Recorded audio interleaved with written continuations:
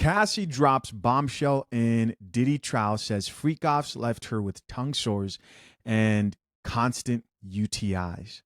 You know, one of the reasons why this post stood out to me, other than it just being really disturbing, was, you hear a lot of this stuff. I get that people are not going to violate medical records and things like that. But the thing that comes to mind for me that's never spoken of, that I just know has to exist, are things like STDs. People have to be catching this to some extent or degree. Now, I'm not here to claim that anybody here that I know a person has an STD. No, but it has to happen. And that's one of the things I think goes through most people's minds, but they're HIPAA violations that you cannot cross. And so when I read this, I said, wow, okay, so they're here actually talking about health concerns that were just out of like the mental negative effects. They're talking about UTIs, which can be helped and cured. And then they start talking about these mouth sores. And I'm thinking like, whoa, what's that about? It's not what I thought it was. It's not what I thought it was at all. Next came this clip of a conversation. And they're talking about conversations that she had with Diddy via text. And they ask her about a few things about how she recovered. So the attorney there asks her, how would you recover from a freak off? And she says, I'll take opiates. I wanted to feel numb. Apparently that was their drug of choice. Goes on to say, we'd get massages, IV fluids. The chef would cook us something. And then the attorney asks again, how often did you take opiates after freak offs? She responded and says, often.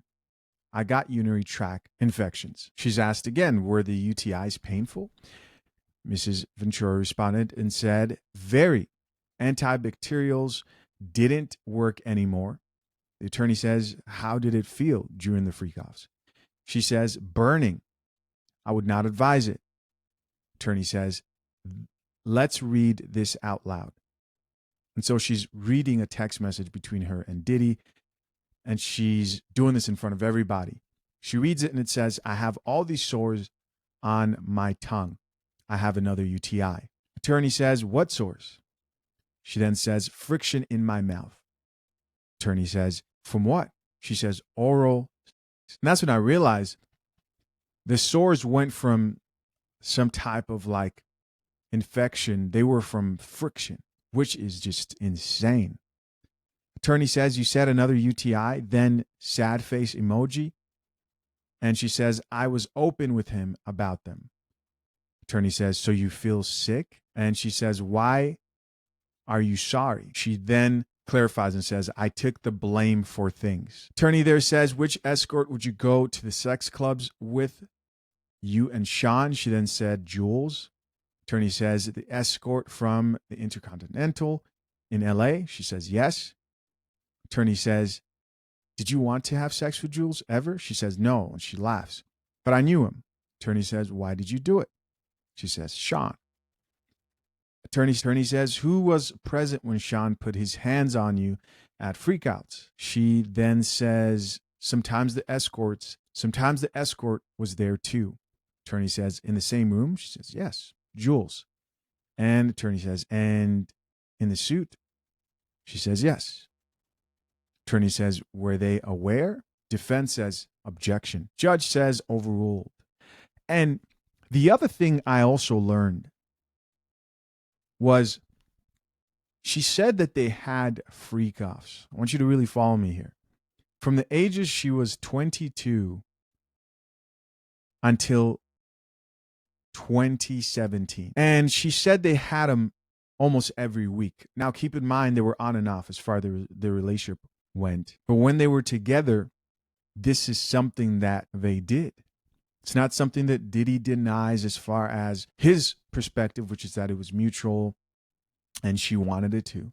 But when you think about the sheer volume of freak-offs that were had for all those years, that's insane. That's wild, right? I almost want to ask Miss Coffee real quick. Miss Coffee, if, because I don't know how I can't do the math on that time frame, considering the unknown factors, Miss Coffee, based on what you know so far, If the fact that they had freak offs every week from the time Cassie was 22 years old till 2017, considering also take into consideration that they were on and off, how many freak offs would that be in that time frame? Let's do a quick back of the napkin pour. Time window. Cassie turns 22 in 2008. Freak off stop in 2017. Rough span approximately equal to 10 calendar years. 520 weeks. Reality check. They were on and off. Let's assume breakups and cool-off periods eat up about 25 to 35% of those weeks. That Right. leaves 340 to 390 weeks when they were actually together. Almost every week isn't literal 50 to 50 seconds. Call it 85 to 90% consistency. 0.8, 5 to 0.9x 340 to 390. Approximately equal to 290 to 350 freak-offs. So if we're eyeballing it, a reasonable caffeine-fueled guess lands somewhere in the low to mid-300s, give or take a few weekends of drama. Now sip on that and tell me too wild, or about what you expected. I know this seems like a lot. And I'm not trying to minimize it. I guess I'm trying to, because the first thought was like, there's no way that any of that's true. But the freak offs, that's not like Diddy's defense team. We're not trying to say freak offs weren't had, right? So they had freak offs, but that much. When I look at it from like 300 freak offs, considering they were on and off, that's like somebody having 300 bodies. I assume people in Hollywood are definitely able to rack up that many bodies. And people may think, well, how could she do that, rack up that many bodies, and not sleep with her man at the time, which was Diddy? Apparently, he didn't really sleep with the women he was with. He would rather watch them in freak offs, right? He didn't sleep with them. He would rather watch them in freak offs. In fact, there were some transcripts that were talking about her actually almost begging for him to sleep with her. And she was talking about how she wanted to be with him, but he was like, no. Right? Only once in a blue moon would that ever happen. Read a few of these comments, see what people have to say. Top comment says, the way some of y'all defending Diddy, like y'all don't have sisters, daughters, aunts, nieces, and female friends is weird. Somebody else here says, I'm just glad that she was able to still conceive 3 kids after all that trauma to her body. God is so good. Wow. Somebody else here says, thank God for a loving and supportive husband. We all need a love like this. I don't know if I want, when people, I get that, like, listen, my sympathies go out to people involved in these situations. They really do. But I've seen this comment too many times. I wish I had someone. This is what I'm talking about. No. What? Put that coffee down. Somebody else who says we're all going to need therapy after this. Yeah. Another person who says their husband's listening, let's see. I was trying to read more comments than that, but it's not coming up. Somebody else who says a woman's body is literally God's greatest gift. No, it's not. What are you talking about? I have to remember to not stray off to, these are feminist women who literally feel they're God's gift to earth. Somebody else who says the way some of y'all defending Diddy. Oh, we already read that one. Another person who says Cassie is a brave girl because the whole time she could have just not said anything and carried that for the rest of her life. Of course, guys, I'm curious to know, what do you think? Comment down below.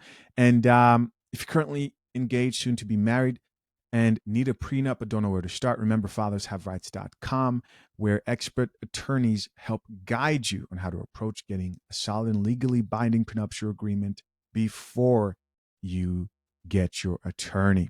Walk in prepared and knowing exactly what you want. Appreciate you guys. Till next time, I'm out. Peace.